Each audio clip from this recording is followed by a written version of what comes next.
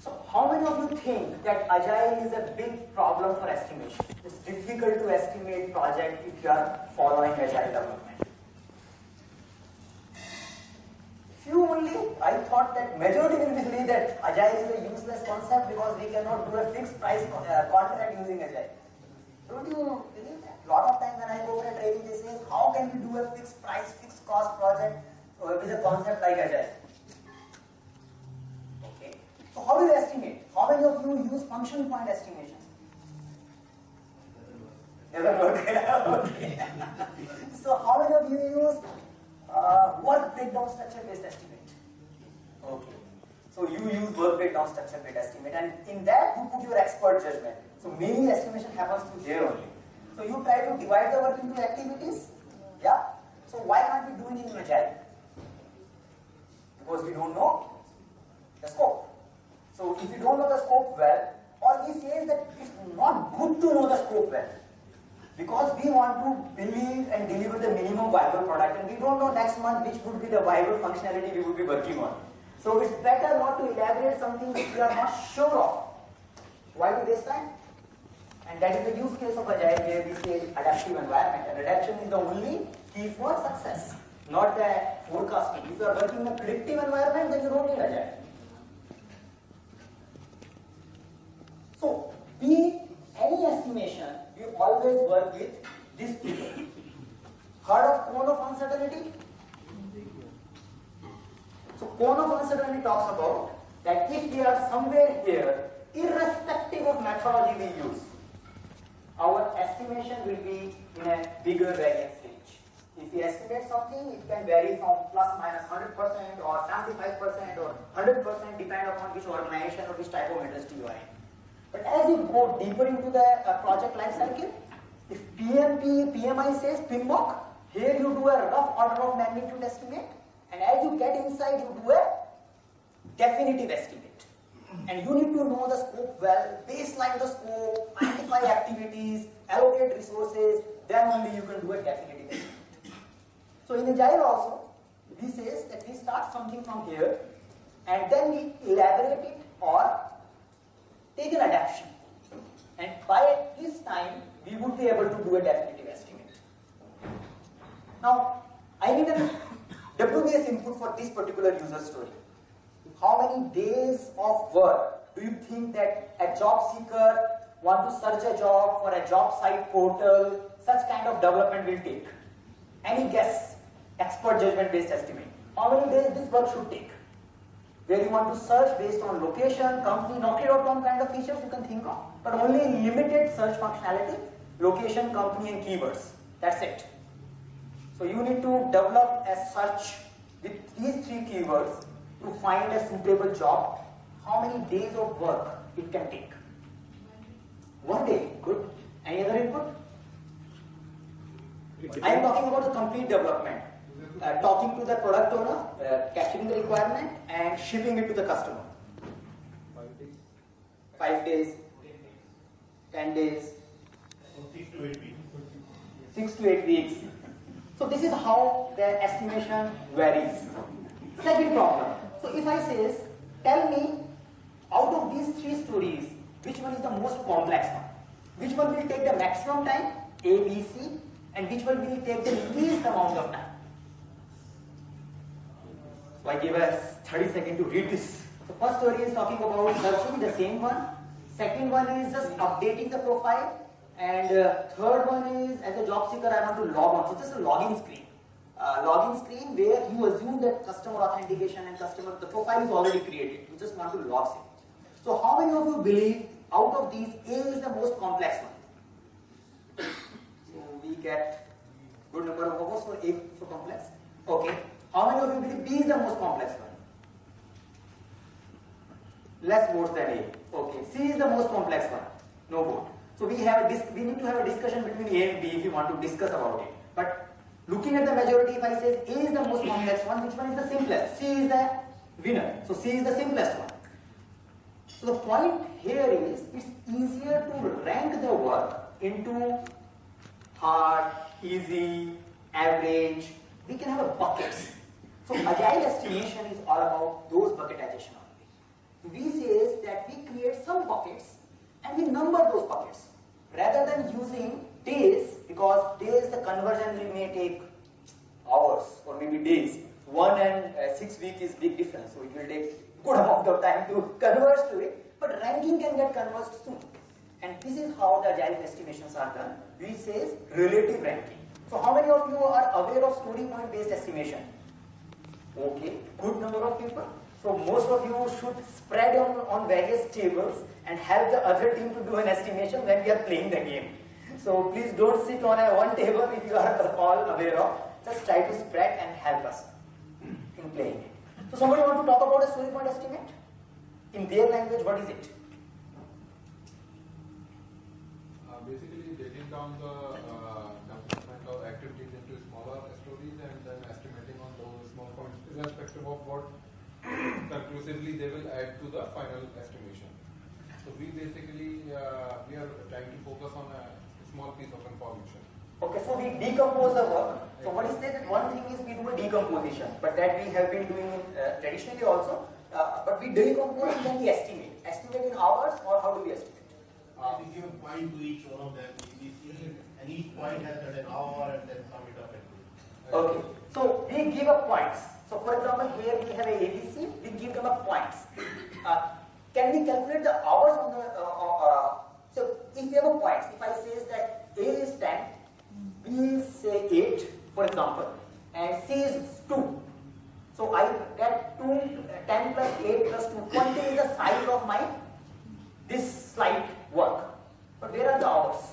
Each point will be certain hour, 8 hour or 4 hour based on the complexity. You will break down you can ask in what magnitude various tasks, like you say the first one as a job seeker at like the first is designing a portal, then is going to key the searches, so then is the functionality associated with each of those functionalities, each of these activities. So we have to break down. So we are again the same. Then what is the difference? Like we are again the same like traditional work breakdown structure decomposition. We calculate the point with hours. We don't do that. Idea is to establish a reference against which you can estimate the story. Probably establish the reference that this is a story for point 1, point 5, point 8, and likewise you take that reference to estimate its relative estimation. So we did it, and we have a 20 story points. Yes. What next? How do I calculate how many days, how many months this work will take? Because we need to answer 1 day or 6 weeks. That's based on my velocity.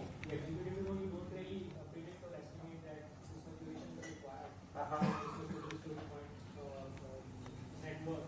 In order to do that, if you do that, that's actually going back to square one, which is AWS. So you do the calculation, story point estimation, you execute it to know how much time you are actually spending to do a certain, to execute a certain number of story points. What is it called? This is called velocity. Velocity. So now the difference is, traditionally what we did here, we calculated the size, and now out of this size we need to calculate the upward and duration previously, but here we tend to calculate directly duration, and the duration comes from term called velocity. So we estimate, initially estimate, and then we adapt. We run few iterations and we change our adaptation and say that this is our velocity, and velocity is a team rate of converting the story points into potentially shippable product. But you are also right, for a given sprint, we allow team member to estimate at a work breakdown structure level. So this will remain there at a top level, reference level, and inside it you will do a work breakdown structure. Very good? Okay, so what we do? We use expert opinion, analogy, and disaggregation. How many of you have an organizational level standard that one story point should take 8 hours, 10 hours, or 12 hours? Project manager decides, you need to have a standard. PM or the Scrum Master, he put the number on this. Each team, either the learning and non-learning, still the people, the number change. Yeah, but most of our IT service companies has a standard in reality. So Normally, actually, yeah, that is. But in general, we say that we should not have a standard. Yeah. Within a team itself, we haven't defined any number of hours to a story point. So it's a one story point, which means for me it is say 10 hours, but for other person it could be 20 hours. And when we do a relative estimate, it would be that the other task is how many unit times, multiple True. of So this. what we do is we try to compare the things and relative value should be the focus rather than too much focusing on it's a 10-hour work or 20 hours work. But if you look back, there will be some correlation. So it's not like that there will be no correlation between the story point and number of hours we are spending, but it is something which we should look back and identify rather than project that one story will always take 8 hours. Good. So how do we do a story by point estimation? We think of a units. Units are our buckets. So initially we spoke about ABC and ABC was having some categorization, high, medium, low. But in practice, we say let's select a unit. What kind of unit we should select? A unit which is non-linear in nature means the initial stage, the gap should be less. If story becomes bigger, like if you have 5, after 5 there is an 8, we don't have a 6, 7. So we have higher uncertainty. So if the work is so small, as somebody from there was saying that we divide into a small work. So if the work is so small, we can decide it's a 1 or 2 or 3. But if the work is big, we say it could be a 5, then after 5, 8 and then 30. So good, so we decide on a scale. We can use a Fibonacci series, we can use another linear series like 1, 2, 4, 8 multiplied by 2. So all of you have a card. I guess here it's not there. So you will, many of the tables has a card. We try to simulate that environment, and these cards are having the number attached. Means like whatever number we have written here, 1, 2, 3, 5, these cards are having those numbers. So now combine with someone. So try to make a team of at least 7 people, and the people who understand story points well, they should spread. So they should help other of us to learn it and do the estimation. So what is this exercise is all about? We have some set of stories. We have 16 stories, but considering the time management issue, and it is, as she said, it's very difficult to start from zero. So we have given some references. So out of those 18 stories, 6, 7 stories are already estimated. And we have done it that in each bucket, you have some pre-estimation. So you can start with that you can spread the bucket and put those pre-estimated stories on those buckets and then play a planning poker. So how do you play a planning poker? A planning poker is a technique. So we understood that in Agile we give a rank. Rather than a scrum master or project manager giving a rank to a given story, it is expected that complete team participate in it. And most of us, we do this mistake, only scrum master or PO estimates it and the rest of them remain not involved. So here the goal is that complete team should participate in it, and in order to make them participate, this is a tool. So this is a collection of cards, and a PO says that I need this particular requirement, and everybody get a 10 or 15 seconds to think about the requirement. And a scrum master, so in a group, one should become a scrum master who facilitates, now show your numbers. Then as scrum master says, then we need to share that number. And if there are differences like 1 week, 6 weeks and 1 day, then the people who are thinking differently, they need to clear their assumptions. So estimation has a very good relationship with an assumption, because even if you document it or not, but whenever we estimate, we have some assumption in mind. So via group discussion, we resolve the estimation. So what we have to do? We have to read the story. If you have a question related to the story, ask me, and then estimate those stories into buckets. These 6 buckets. Every bucket has some already pre-estimated story. Use them as a reference. Clear? Included the story. You made a relative assumption. If one team was thinking complex everything, they must have thought complex throughout the stories. Simple will remain the simple throughout the. Okay, sir. Thanks for this session. I over to Harish to take it forward. That's great. Thanks a lot, Saket. Questions? Very right. We can just take a couple of Yeah. Okay, so first question about estimation. When do we estimate? Who wants to answer it? Please go ahead. So initially it is like we have one backlog where all the people from business, a product owner, they'll come up with backlog. then they prioritize the stories.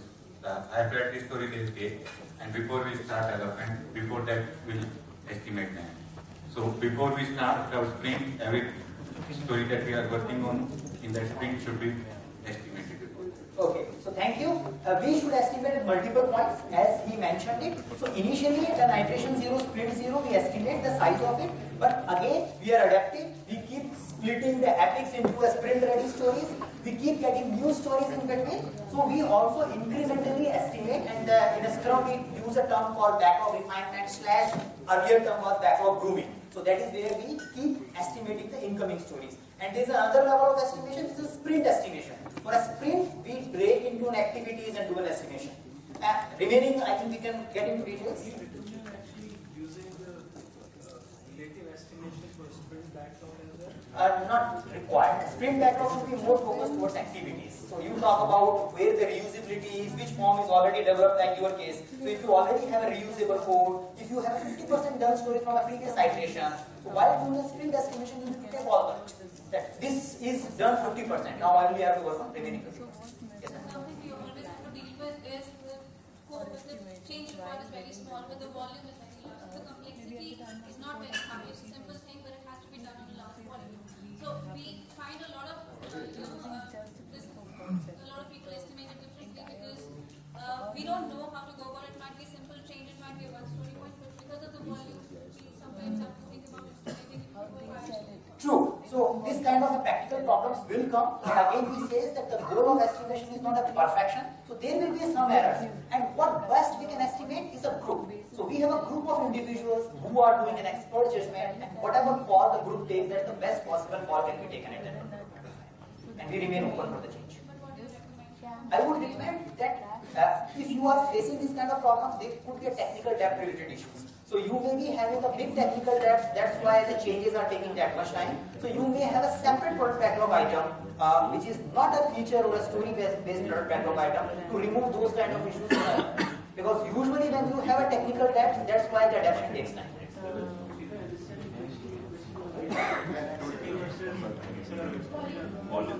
So here the goal is volume. So volume means how much time you will take to finish it. How many times you need to do the same activity? For example, like the story estimate 13 was fairly complex. True. Sometimes what happens is it is something to do with data correction, which is fairly simple. But since there's a large volume of data and it needs to be corrected at a lot of levels, it adds volume in spite of it being a very simple solution. Okay. Now the point is we need to look at why we are estimating. What is the goal of estimation? The goal of estimation is to project a release end date. The goal of estimation is to give an idea about the velocity of the team. So, which number will satisfy that particular goal? If you know that this is a small work, but will take 1 month, better you estimate the 1 month level. Because then only it will represent to your release burn down chart that release is nowhere near. If you will just estimate it small, then you are giving the wrong information. Like you are not projecting the release backlog. So that is the goal of an estimation. So if confused anywhere, let's look at the goal. Goal is forecasting the release end or giving a direction about the remaining work. So give the big number. Can I do something? Yeah, please. Sometimes like in estimation, like the whole team is not able to come to one time because we totally don't know like how much we need. In that case, what we do is we don't estimate that story. We open a research item. Spike. So that technical team can do research and then come to that. You can do that. So Spike can also be done. Again, the new version of product. Yeah, I think Harish will kick me out. Finally, we can have a discussion. And Harish was also talking about that we can write the things and we paste it here. So gradually we will keep answering. Yeah, please.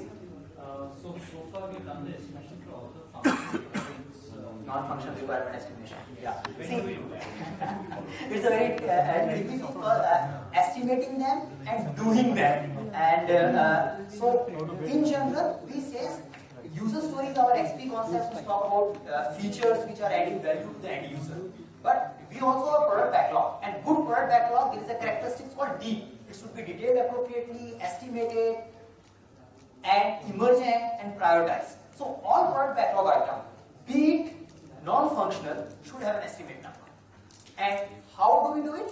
We can focus on technical complexity at that particular time. But we should have a number going back to third point only. So it represents how far is our range. So when we enter into the sprint planning meeting, at that point in time, we know the velocity of the team.